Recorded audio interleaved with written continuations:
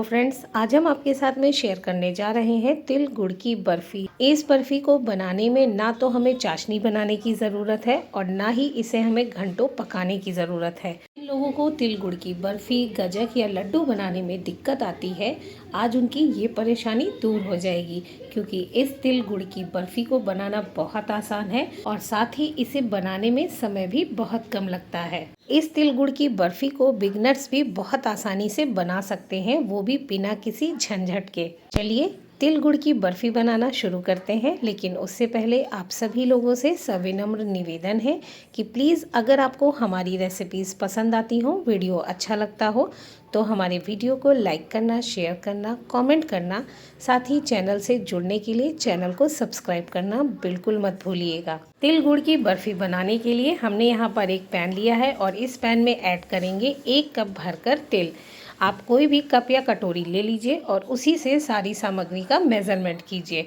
और अब हम तिल को भूनेंगे। तिल को हमें बराबर चलाते हुए मीडियम टू लो फ्लेम पर भूनना है और तब तक भूनना है जब तक कि तिल से अच्छी सी खुशबू नहीं आने लगती और तिल हल्का सा चटकने नहीं लगते। और ये देखिए तिल से बहुत अच्छी सी खुशबू आने लगी है, तिल बहुत अच्छे से भुन चुके हैं। साथ ही जब हम हाथों से तिल को दबाते हैं तो तिल बहुत आसानी से फूट जाते हैं। इसका मतलब कि तिल बहुत अच्छे से भुन गए हैं और जब तिल अच्छे से भुन जाते हैं तो वो थोड़ा सा फूल जाते हैं। और अब हम गैस को ऑफ कर देंगे। गैस को ऑफ करने के बाद अब हम तिल को एक प्लेट में निकाल लेंगे ताकि तिल जल्दी से ठंडे हो जाएं। तिल को हमें पूरी तरह से ठंडा करना है और जब तिल पूरी तरह से ठंडे हो जाएंगे तब हम एक मिक्सी का जार लेंगे और इस जार में ऐड कर देंगे ये भुने हुए तिल। साथ ही इन भुने हुए तिल में से लगभग 2 से 3 टेबल स्पून तिल हम निकालकर अलग रख लेंगे, जिनका यूज़ हम बाद में करेंगे। तिल को जार में ऐड करने के बाद अब हम इसमें ऐड करेंगे 3 से 4 हरी इलायची। हरी इलायची ऐड करने के बाद अब हम जार को बंद कर देंगे और तिल को हम दरदरा पीस लेंगे। और ये देखिए हमने तिल को पीस कर तैयार कर लिया है और आप देख सकते हैं कि तिल को हमने हल्का सा दरदरा पीसा है। अगर हम गरम तिल पीस देंगे तो तिल अपना ऑयल रिलीज कर देगा, इसीलिए हमने आपसे कहा था कि तिल जब बिल्कुल ठंडा हो जाए तभी उसे ग्राइंड कीजिएगा। तिल को पीसने के बाद अब हम इसमें उसी कप से ऐड कर देंगे 1 कप गुड़। जितना हमने तिल लिया था उतना ही हम गुड़ लेंगे। गुड़ ऐड करने के बाद हम फिर से जार को बंद कर देंगे और गुड़ को भी हम तिल के साथ में ग्राइंड कर लेंगे। और ये देखिए हमने गुड़ को भी तिल के साथ में अच्छे से ग्राइंड कर लिया है। आप देख सकते हैं गुड़ बहुत अच्छे से तिल के साथ में मिक्स हो गया है। तो जब गुड़ और तिल अच्छे से मिक्स हो जाएंगे तब हम फिर से पैन लेंगे और इस पैन में ऐड कर देंगे तिल गुड़ वाला मिक्सचर। पैन में तिल गुड़ वाले मिक्सचर को ऐड करने के बाद अब हम इस मिक्सचर को बराबर चलाते हुए पकाएंगे और इसे हमें तब तक पकाना है जब तक कि गुड़ पूरी तरह से मेल्ट नहीं हो जाता। और जैसे जैसे गुड़ मेल्ट होगा ये मिक्सचर एक डो फॉर्म में आ जाएगा। बस ध्यान रखिएगा कि इस मिक्सचर को पकाते समय हमें गैस की फ्लेम को मीडियम टू लो रखना है और साथ ही साथ इस मिक्सचर को हमें बराबर चलाते रहना है। और आप देख सकते हैं कि जैसे जैसे गुड़ मेल्ट हो रहा है ये मिक्सचर एक डो फॉर्म में आने लगा है और इसने पैन को भी छोड़ दिया है।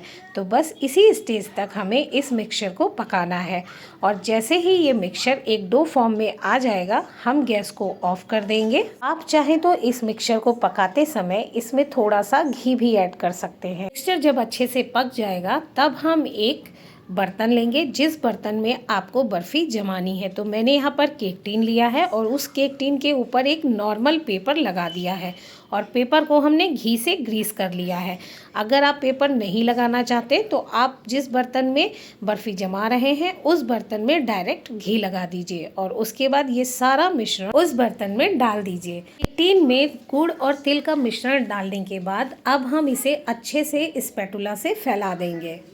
अच्छे से तिल गुड़ के मिश्रण को फैलाने के बाद अब हम एक छोटी कटोरी लेंगे जिसका कि बैक साइड वाला हिस्सा प्लेन होना चाहिए और उस कटोरी से इस मिश्रण के ऊपर वाले हिस्से को प्रेस करते हुए चिकना कर देंगे। तिल गुड़ वाले मिश्रण को अच्छे से चिकना करने के बाद यानी अच्छे से सेट करने के बाद अब हम इसे गार्निश करेंगे भुने हुए तिल से।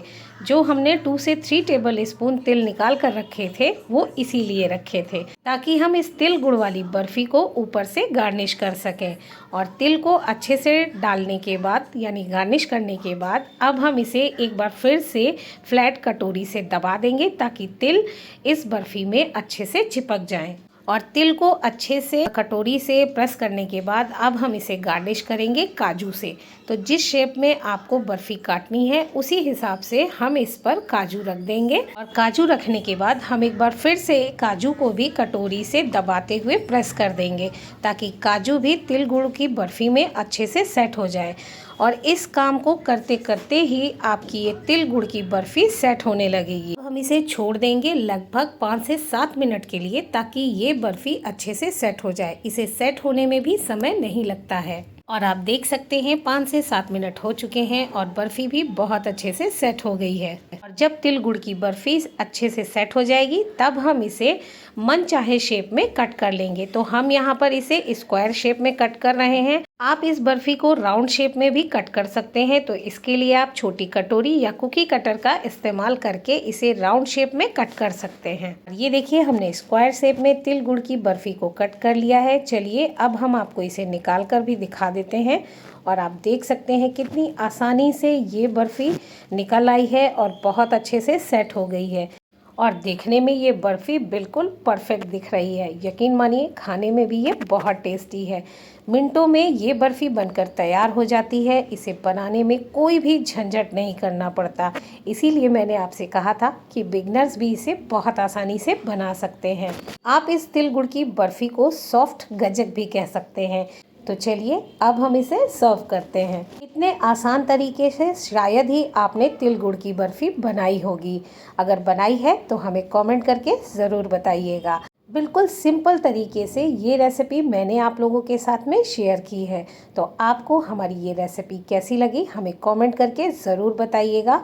और इस लोहड़ी पर और मकर संक्रांति पर इस तिल गुड़ की बर्फ़ी को आप अपने घर पर ट्राई ज़रूर कीजिएगा। मुझे यकीन है कि ये बर्फ़ी आप लोगों को बहुत पसंद आएगी। जितना आसान है इस तिल गुड़ की बर्फ़ी को बनाना इतनी ही टेस्टी बनकर तैयार होती है ये तिल गुड़ की बर्फ़ी। चलिए अब हम आपको एक तिल गुड़ की बर्फ़ी को तोड़कर भी दिखा देते हैं। और आप देख सकते हैं कितनी आसानी से ये बर्फ़ी टूट गई है। इससे पता चलता है कि बहुत ही सॉफ्ट बर्फ़ी बनकर तैयार हुई है। तो अगर आपको हमारी ये रेसिपी पसंद आए तो प्लीज़ कमेंट करना बिल्कुल मत भूलिएगा। और वीडियो को लाइक शेयर ज़रूर कीजिएगा। और साथ ही आप सभी व्यूवर्स और सब्सक्राइबर को हमारी और हमारे परिवार की तरफ से हैप्पी लोहड़ी और हैप्पी मकर संक्रांति।